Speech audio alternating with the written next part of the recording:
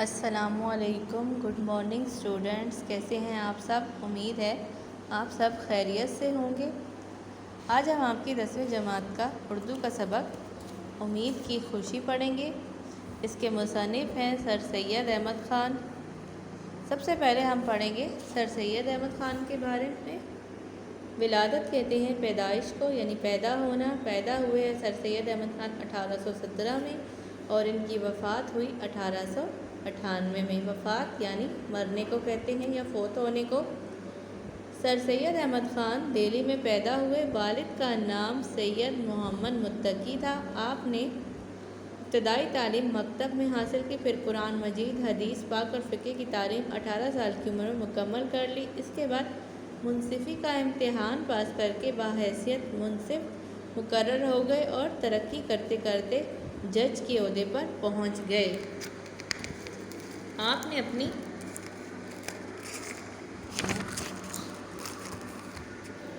نے اپنی ادبی زندگی کا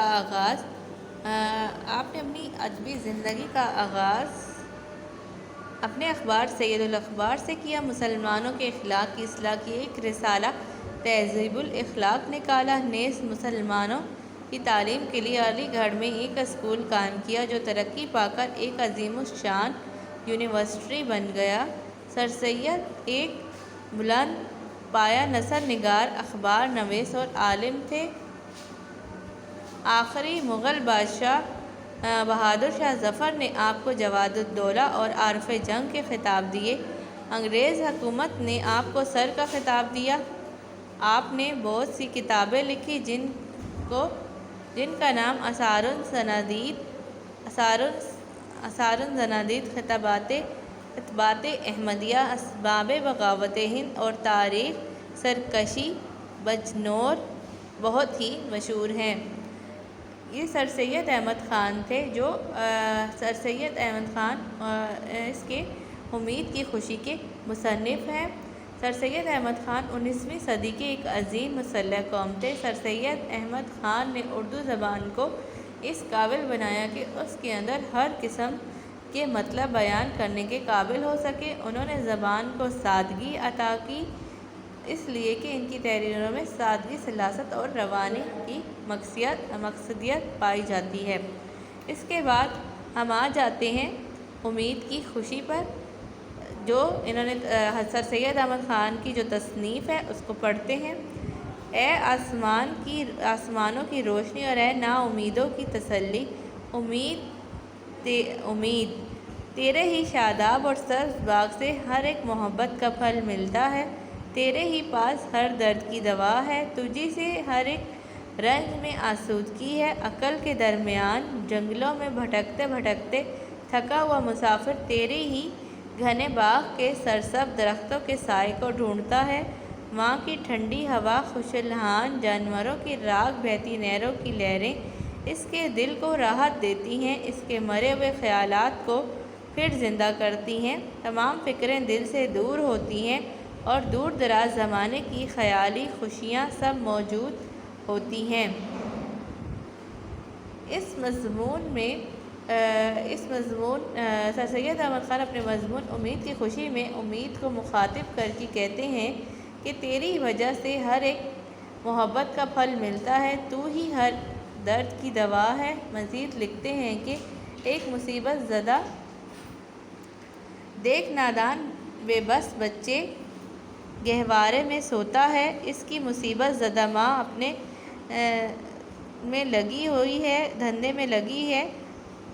دھندے میں لگی ہوئی ہے اور اس گہوارے کی ڈوری بھی ہلاتی جاتی ہے۔ ہاتھ کام میں اور دل بچے میں ہے اور زبان سے اس کو یوں لوری دیتی ہے، سو رے میرے بچے سو رے، اے اپنے باپ کی مورت اور میری دل کی ٹھنڈک سو رے، اے میرے دل کی کونپل سو رے، بڑھ اور پھل پھول تجھ پہ کبھی خزاں نہ آنے پائے، تیری ٹہنی میں کوئی خار نہ ٹوٹے، کوئی گھٹن گھڑی تجھ کو نہ آوے، کوئی مصیبت جو تیرے ماں باپ نے بھگتی تو نہ دیکھے، سو رے میرے بچے سو رے، میری آنکھوں کے نور، میرے دل کے سرور،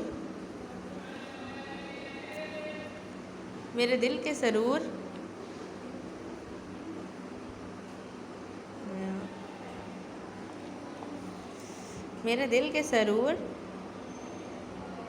میرے بچے سو رہے، تیرا مکھڑا چاند سے بھی زیادہ روشن ہوگا، تیری شہرت، تیری لیاقت، تیری محبت جو تو ہم سے کرے گا آخر کار ہمارے دل کو تسلی دے گا، تیری ہنسی ہمارے اندھیرے گھر کا اجالا ہوگی، تیری پیاری پیاری باتیں ہمارے غم کو دور کریں گی، تیری آواز ہمارے لیے خوش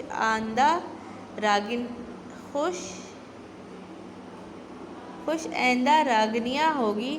سو رے میرے بچے سو رے، اے ہماری امیدوں کے پودے سو رے، بولو جب اس دنیا میں ہم تم سے جدا ہو جائیں گے تو کیا کرو گے؟ تم ہماری بے جان لاش کے پاس کھڑے ہوگے، تم پوچھو گے اور ہم کچھ نہ بولیں گے، تم رو گے اور ہم کچھ رحم نہ کریں گے، اے میرے پیارے رونے والے، تم ہمارے ڈھیر پر آ کر ہماری روح کو خوش کرو گے، ہم نہ ہوں گے اور تم ہماری یادگاری میں آنسو بہاؤ گے، اپنی ماں کا محبت بھرا چہرہ، اپنے باپ کی نورانی صورت یاد کرو گے، ہم کو یہی رنج ہے کہ اس وقت ہماری محبت یاد کر کے تم رنجیدہ ہو گئے، سو رے میرے بچے سو رے میرے بالے سو رے۔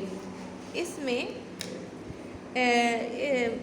میں سر سید احمد خان لکھتے ہیں کہ ایک مصیبت زدہ ماں کام میں مصروف رہتے ہوئے بھی اپنے بچے کے پنگوڑے کی ڈوریاں ہلاتی ہے۔ پنگوڑے کہتے ہیں یعنی جھولا، یا جو جھولا دیتے ہیں، اور اپنے بچے کو لوری سناتی ہے اور اس سے لمبی عمر اور سکھ اور سکون کی دعائیں دیتی ہے، صرف امید کے سہارے کرتی ہے کہ اپنی اولاد سے اچھی امیدیں وابستہ کرتی ہے اور اچھے وقت کی امید رکھتی ہے، اور انہی امیدوں کے سہارے وہ موجودہ مشکلات کو صبر سے برداشت کرتی ہے کہ جب بچہ بڑا ہو جائے گا، تعلیم حاصل کرتا ہے، نمازیں پڑھنا شروع کر دے تو اپنے بے گناہ دل و زبان اور بے راہ خیال سے خدا کو پکارتا ہے تو والدین کی امیدیں اور بڑھ جاتی ہیں۔ یہ امید کی خوشیاں ماں کو اس وقت بچے کے غوغا میں نہیں کر سکتا جب وہ ذرا بڑا اور معصوم ہنسی سے اپنی ماں کے دل کو شاد کرنے لگا اور اماں اماں کہنا سیکھا، اس کی پیاری آواز ادھورے لفظوں میں اس کی ماں کے کان میں پہنچنے لگی، آنسوؤں سے اپنی ماں کی آتش محبت کو بھڑکانے کے قابل ہوا تو پھر مکتب سے اس کو سروکار پڑا، رات کو اپنی ماں کے سامنے دن کا پڑھا ہوا سبق غم زدہ دل سے سنانے لگا، اور جب وہ تاروں کی چھاؤں میں اٹھ کر ہاتھ منہ دھو کر اپنے ماں کے ساتھ صبح کی نماز میں کھڑا ہونے لگا اور اپنے بے گناہ دل، بے گناہ زبان، بے یار خیال سے خدا کا نام پکارنے لگا تو امیدوں کی خوشیاں اور کس قدر زیادہ ہو گئیں۔ اس کے ماں باپ اس معصوم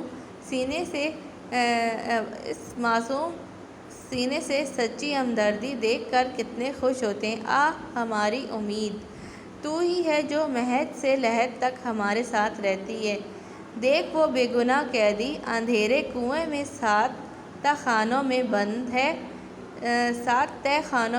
ہے، اس کا سورج کا سا چمکنے والا چہرہ زرد ہے، بے یارو یار غیر قوم غیر مذہب کے لوگوں کے ہاتھوں میں قید ہے، بوڑھے باپ کا غم اس کی روح کو صدمہ پہنچاتا ہے، قید خانے کی مصیبت، اس کی تنہائی اور اس کا گہرا اندھیرا اور اس پر اپنے بے گناہی کا خیال اس کو نہایت ہی رنجیدہ رکھتا ہے، اس وقت کوئی اس کا ساتھی نہیں ہے، مگر اے ہمیشہ زندہ رہنے والی امید، تجھ ہی میں اس کی خوشی ہے۔